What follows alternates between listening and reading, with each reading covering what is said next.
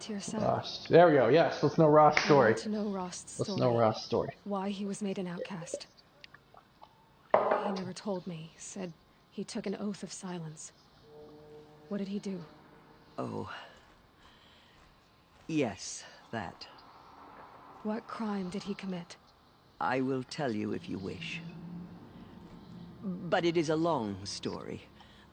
Are you sure you want to hear it now? I've got nothing else to do. Why not? Of course I want to hear it. Tell me. Rost so never weird with committed any the crime. glimmering. He was an outcast by choice. What? What do you mean? Many years ago, before the derangement, before the Red Raids, a band of murderous outlanders, 12 in number, struck without warning. At Mother's Vigil, they took hostages, and then pressed on, headed for Devil's Thirst.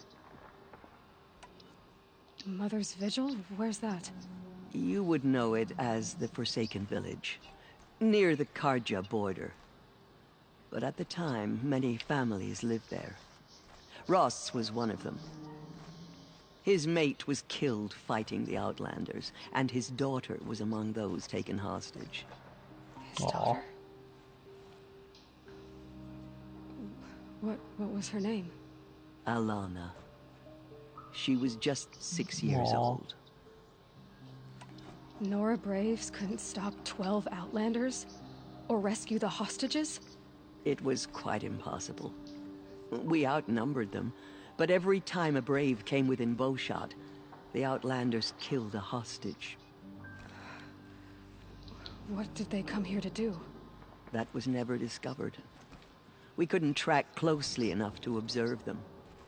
We know they camped beyond Devil's Thirst for 2 days. There were reports of Probably trying to do what strange Hades noises. wanted in reviving all them. And then, as suddenly as they came, the Outlanders made their way back to the border and disappeared. What happened to Rost's daughter? She was killed? Rost was one of the Braves who tracked the Outlanders, keeping his distance. There were 6 hostages still alive when they reached the border, Alana among them. Rather than release them, the Outlanders slit their throats and left the corpses just across the border, mocking us. Why? Cruelty. They knew the faithful Nora would not leave the sacred land to collect the bodies, let alone pursue them.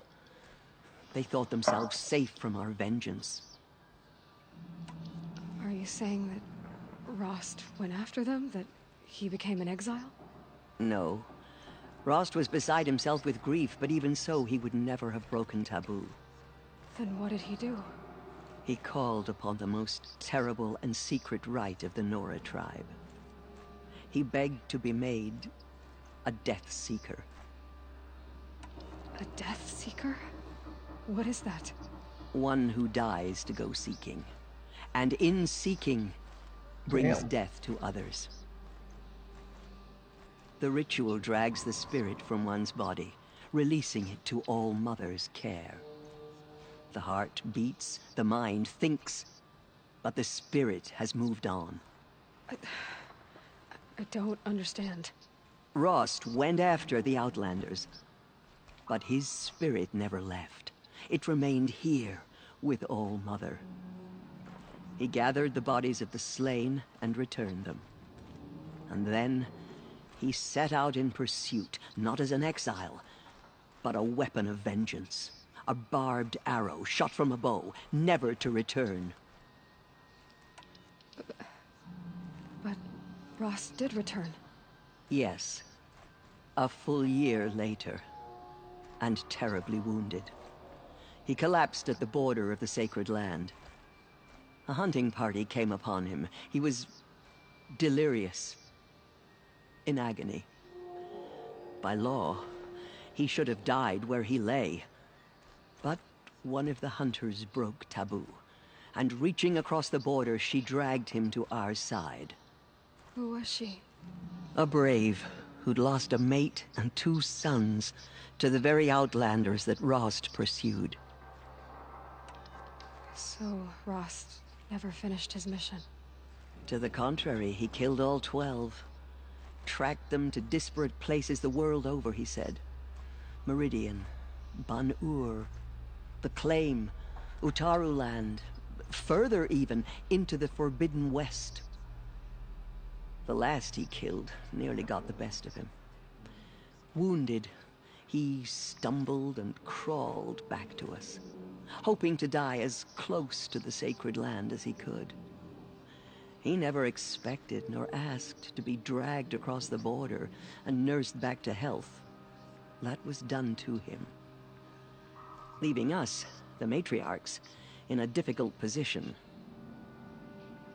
Why couldn't you just welcome him back? Rost had been made a Death Seeker, Aloy. He no longer had any place among the tribe. By law, he should have been driven back out. But we couldn't bring ourselves to do that, so we offered a compromise. You made him an outcast. Yes.